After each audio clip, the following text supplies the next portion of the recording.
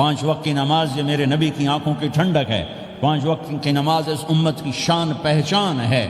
اور اللہ تعالیٰ نے پہلی امتوں پر اتنی بڑی مشقت ڈالی کہ ان کی نماز مسجد کے علاوہ کہیں نہیں ہوتی تھی، مسجد میں ہی ہوتی تھی۔ ہمارے لیے کتنی آسانی کر دی، جاب میں ہے مصلی بچھا نماز پڑھ، چلو مصلی بھی کوئی نہیں، زمین دیکھ اس پر کوئی گندگی تو کوئی نہیں ہے، بس زمین بھی تیرے لیے پاک ہے، چل نماز پڑھ۔ اور آسانی کر دی، پانی کوئی نہیں ہے، کوئی بات نہیں، مٹی میں ہاتھ مار، منہ پہ مل، پھر ایک ہاتھ مار، یوں کر، چل نماز پڑھ، میں تیری قبول کروں گا۔ یہ کسی امت کے ساتھ یہ نہیں ہوا، انہیں وضو ہی کرنا تھا چاہے پانی 50 میل پر موجود ہو۔ اور ہمارے لیے پانی کوئی نہیں ہے، چلو تیمم، مٹی میں ہاتھ ہمارا یوں کیا، پھر ہاتھ ہمارا ایک یوں کیا، ایک یوں کیا، چل بھائی اللہ اکبر قبول۔ عمار بن یاسر رضی اللہ تعالیٰ عنہ سفر میں تھے، ان کو نہانے کی ضرورت ہو گئی، نائٹ فال ہو گیا، تو انہوں نے سوچا کہ ویسے تو آدمی کو وضو کی ضرورت ہوتی ہے تو خالی منہ پہ ہاتھ مارا اور یوں کونیوں تک، لیکن مجھے تو غسل کی ضرورت ہے، تو خالی اس سے تو کافی نہیں ہوگا۔ تو انہوں نے کپڑے اتارے، اکیلے تھے، ریت کے اوپر کبھی یوں لیٹے، کبھی یوں لیٹے، کبھی یوں لیٹے، 3-4 دفعہ یوں اور یوں رول ہوتے ہوتے پھر انہوں نے نماز پڑھی۔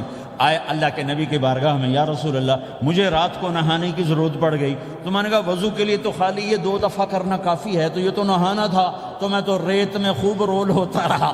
میرے نبی نے انما یکفیک ضربتان، ارے سیدھے بندے عمار، اس کے لیے بھی اتنا ہی کافی تھا کہ تو یوں کرتا اور یوں کرتا اور تو پاک ہو جاتا۔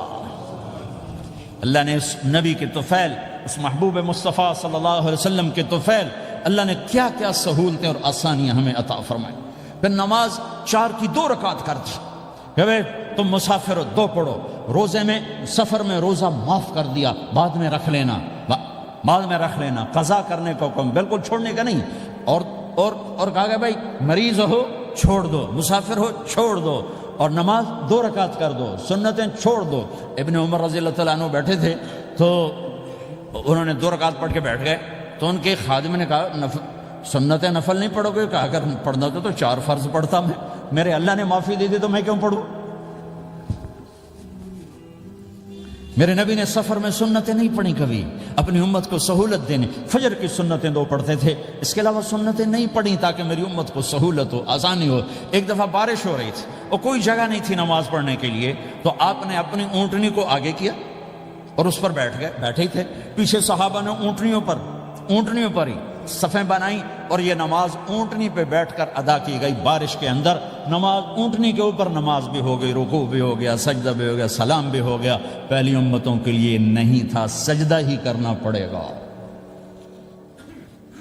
یہ اللہ کے محبوب مصطفیٰ صلی اللہ تعالی علیہ وسلم کی طفیل، میرے اللہ نے ہم پہ فضل و احسان کیا، تو میرے نبی کی زندگی میں عبادات میں نماز سب سے اعلیٰ نظر آتی ہے، سب سے نمایاں نظر آتی ہے۔ اور پھر بازار میں، گھر میں، دفتر میں، ماحول میں میرے نبی کے اخلاق، یہ زندگی کا دوسرا روشن پہلو ہے۔ میرے نبی کی ساری زندگی 2 لفظوں میں آتی ہے، عبادت اخلاق، عبادت اخلاق، یا 2 اور لفظ، حقوق اللہ حقوق العباد، حقوق اللہ حقوق العباد۔ حقوق اللہ میں نماز سب سے اعلیٰ، اور حقوق العباد میں لوگوں کی برداشت کرنا، لوگوں سے درگزر کرنا، معاف کرنا، جھوٹ سے بچنا، دھوکے سے بچنا۔ میرے نبی سے پوچھا گیا یا رسول اللہ مسلمان کنجوس ہو سکتا ہے؟ ہم نے کہا ہو سکتا ہے۔ یا رسول اللہ مسلمان کمزور ہو سکتا ہے، بزدل ہو سکتا ہے، ڈرپوک ہو سکتا ہے؟ آپ نے کہا ہو سکتا ہے۔ یا رسول اللہ مسلمان جھوٹ بول سکتا ہے؟ آپ نے کہا نہیں، جھوٹ نہیں بول سکتا، جھوٹ نہیں بول سکتا۔ ہاں، الا لعنت اللہ علی الکاذبین، جھوٹوں پہ اللہ کی لعنت۔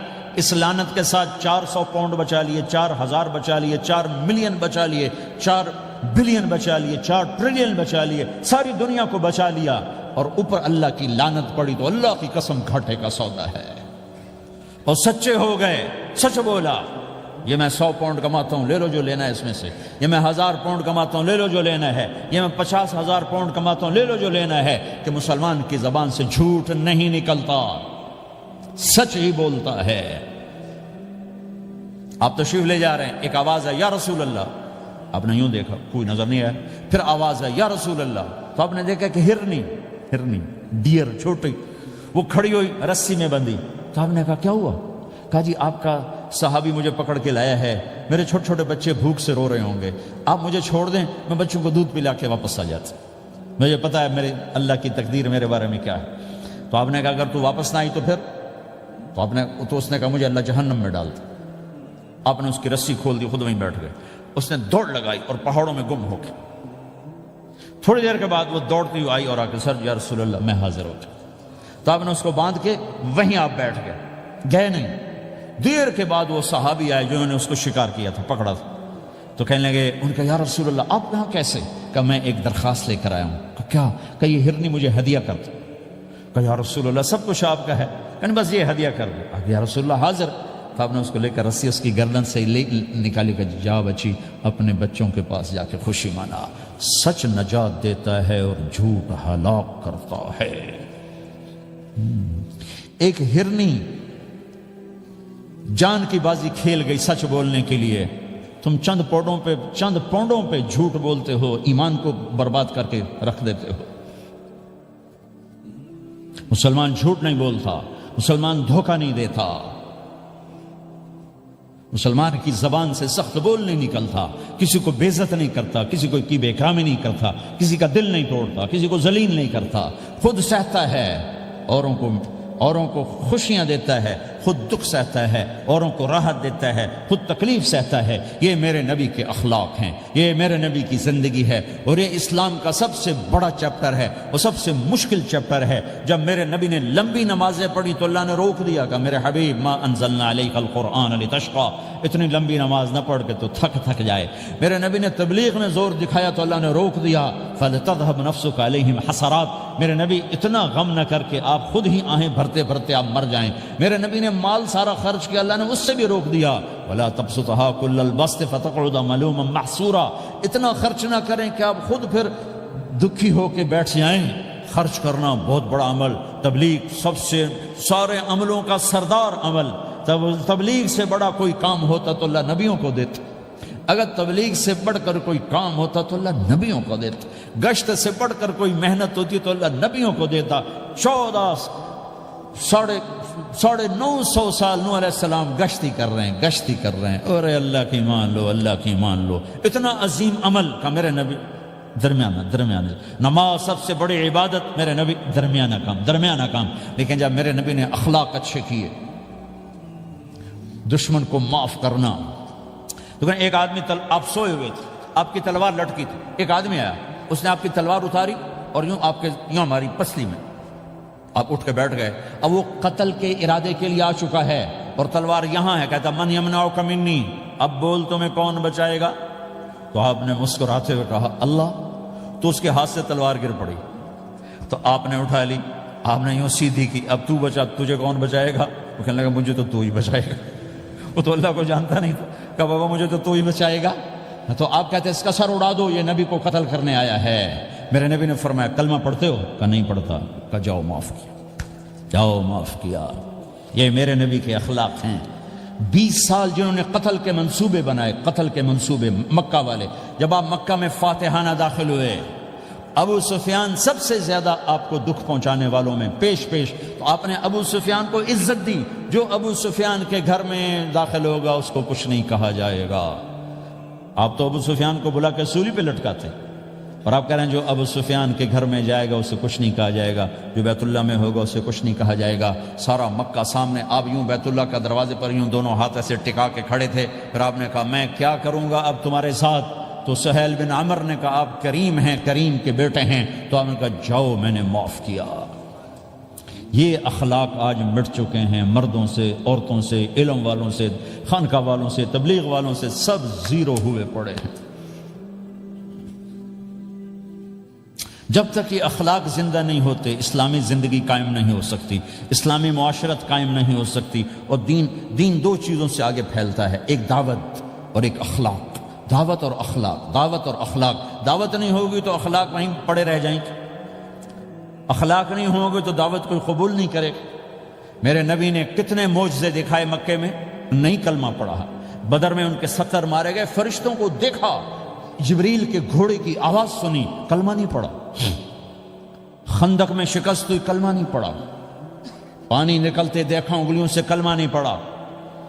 ایک بکرے کا ایک بازو پکایا، ایک بازو بکرے کا، ایک اگلا جو بازو ہوتا، اور 40 آدمیوں نے کھانا کھایا اور ایک بوٹی کم نہیں ہوئی، کلمہ نہیں پڑھا۔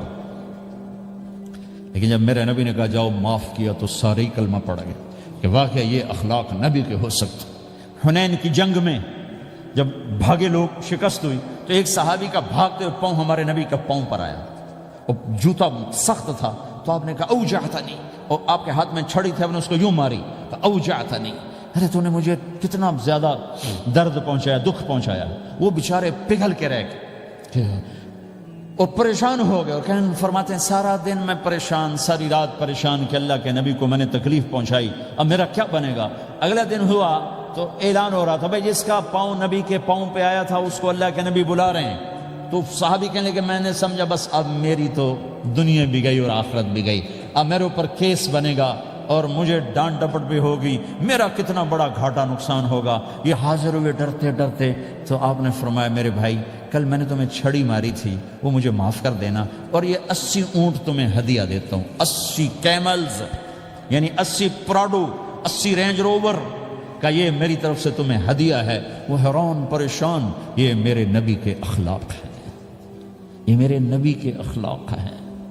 کانٹے بچھانے والی نے 4 دن آنا چھوڑ دیا، بیمار ہو گئی تھی، تو ہم نے کیا بات ہے، وہ ہمارے راستے میں اب کانٹے کوئی نہیں ہیں، کہا جی وہ بیمار پڑی ہے جو کانٹے بچھاتے تھے، تو آپ اس کے گھر چلے گئے، ماں جی خیریت تو ہے، اب ٹھیک تو ہیں، کہا بیٹا مجھے کلمہ پڑھا دے، بس تیرے اخلاق نے مجھے فتح کر لیا ہے۔ میرے بھائیوں یہ چیپٹر بھول چکے ہیں، بھول چکے ہیں، بھول چکے ہیں۔ جب تک یہ چیپٹر زندہ نہیں ہوگا زندگی اسلامی نہیں بنے گی، معاشرہ اسلامی نہیں بنے گا، اور آگے قوموں کے لیے اسلام کا دروازہ نہیں کھلے گا۔ ہمیں معاف کرنا آتا ہو، ہمیں گالی دینے والے کو دعا دینا آتا ہو، غیبت کرنے والے کی تعریف آتی ہو، اور غیبت کرنے سے، غیبت سننے سے اپنے آپ کو ایسے بچاؤ جیسے زہر سے بچاتے ہو، جیسے آگ سے بچاتے ہو۔ ایک دوسرے کو نفرت کا بول نہ بولو ورنہ ساری زندگی تباہ و برباد ہو جائے گی۔ میرے رب کی قسم، میرے نبی نے کہا ایک زبان کا بول انسان بولتا ہے اور جہنم کی گہرائیوں میں گر جاتا ہے، اور ایک زبان کا بول انسان بولتا ہے اور جنت کے درجات پر چڑھ جاتا ہے۔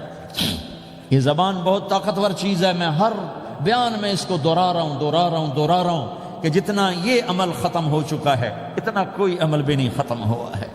اور ایک صحابی ہیں ابو دجانہ۔ کون ابو دجانہ؟ السابقون الاولون من المہاجرین والانصار، اس میں پہلی صف کے صحابہ۔ کون ابو دجانہ؟ جب آپ حج پر گئے تو اپنی جگہ مدینے کا امیر ابو دجانہ کو بنایا۔ ابو دجانہ حج میں شریک نہیں ہوئے کہ آپ نے اپنی جگہ ان کو اپنا نائب بنا کے وہاں کھڑا فرمایا ابو دجانہ میری جگہ پر مدینے کا امیر ہے، یہ وہ ابو دجانہ ہیں۔ کون ابو دجانہ؟ جو جنگ بدر سے لے کر آخری حج تک ہر سفر میں شریک ہیں، ہر سفر میں شریک ہیں۔ ان کی ایک بات میں بتانا چاہتا ہوں، پہلے تھوڑی سی ان کی ہسٹری بتانا چاہتا ہوں۔ کون ابو دجانہ؟ احد کی جنگ میں آپ نے تلوار اٹھائی، کہا اس تلوار کو کون لے گا؟ کئی صحابہ کھڑے ہو گئے۔ آپ نے کہا اس تلوار کا حق کون ادا کرے گا؟ سارے بیٹھ گئے، 3 آدمی کھڑے رہے، ایک زبیر بن عوام، ایک عمر بن خطاب، ایک ابو دجانہ۔ ان کا نام ہے سماک بن خرشنہ، سماک بن خرشنہ ان کا نام ابو دجانہ سے مشہور ہے۔ تو آپ نے تلوار نہ عمر کو دی، نہ زبیر کو دی، ابو دجانہ کو دی۔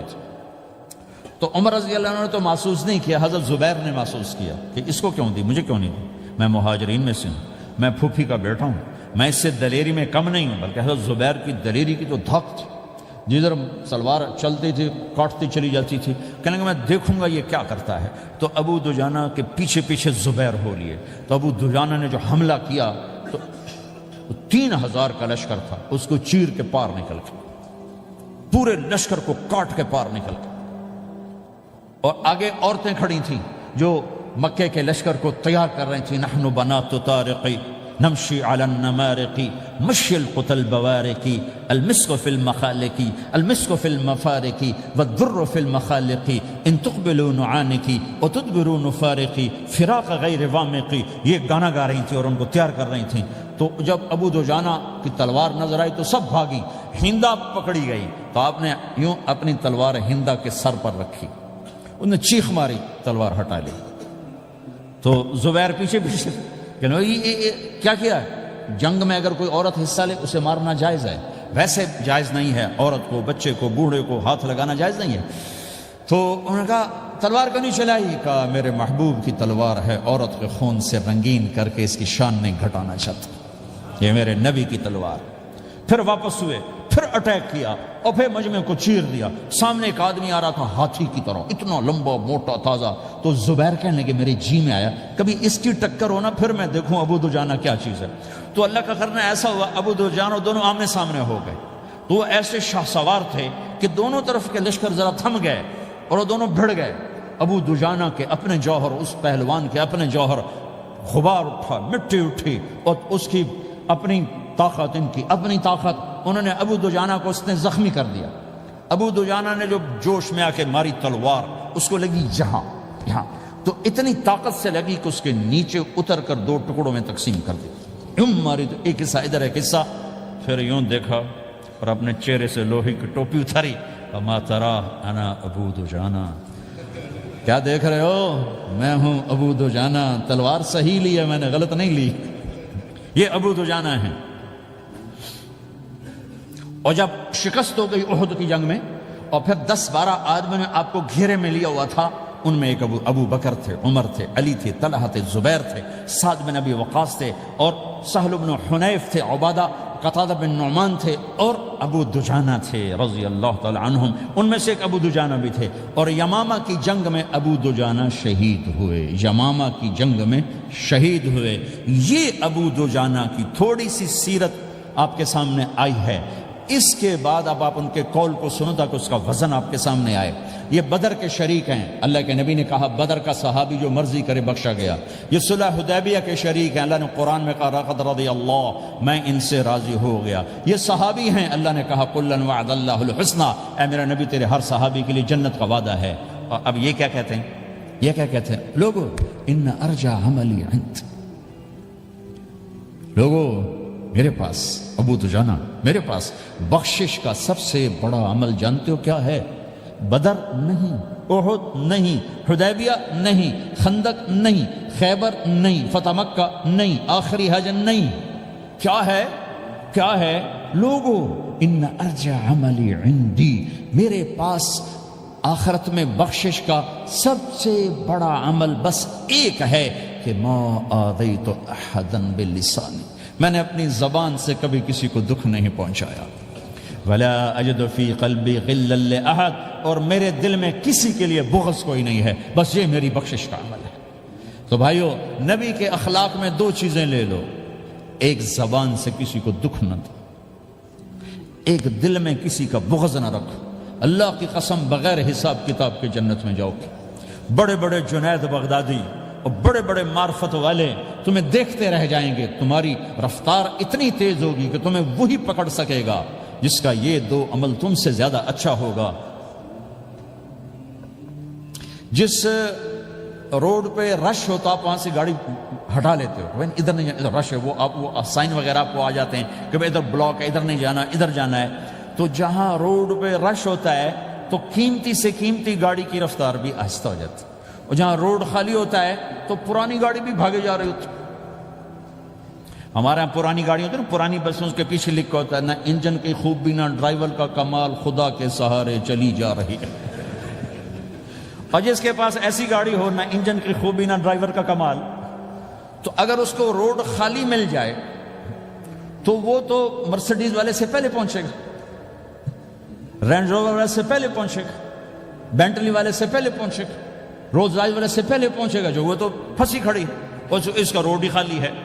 تو میرے بھائیو، یہ میں ایک مثال دیتا ہوں، عبادات کی روڈ پہ بہت رش ہے، نمازی بے شمار ہیں، روزے دار بے شمار ہیں، عمرے والے بے شمار ہیں، حج والے بے شمار ہیں، اور تہجد گزار بے شمار ہیں، علماء بے شمار ہیں، حافظ بے شمار ہیں، ذکر والے بے شمار ہیں، بہت رش ہے، تبلیغ والے بے شمار ہیں، لیکن جو اخلاق والا روڈ ہے نا، یہ خالی پڑا ہے۔ اس پہ موٹر زوکی پہ چڑھ کے آ جاؤ تو سب سے آگے نکل جاؤ، سائیکل پہ چڑھ کے آ جاؤ تو سب سے آگے نکل جاؤ، کہ روڈ ہی خالی ہے، اخلاق کا روڈ خالی ہے۔